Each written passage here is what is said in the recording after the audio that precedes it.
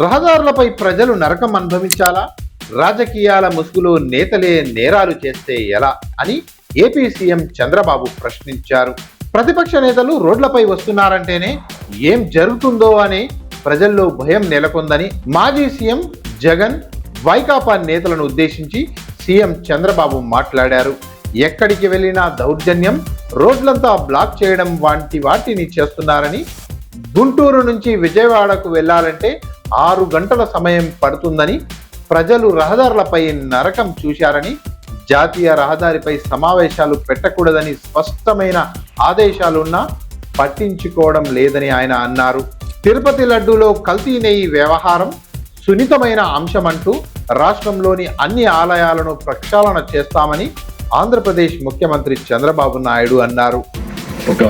ఎక్కడికి పోయినా దౌర్జన్యం చేయడం, రోడ్డంతా బ్లాక్ చేయడం, విజయవాడ నుంచి గుంటూరుకు పోవాలంటే 6 అవర్స్. ఇంకెవడు వాడికి నరకం అనమాట. ఎవడు రోడ్డు మీదకి వచ్చినా వాడికి నరకం. విజయవాడ నుంచి ఇబ్రహీంపట్నం పోవాలంటే 7 అవర్స్. ఏంటి అధ్యక్ష ఇవన్నీ?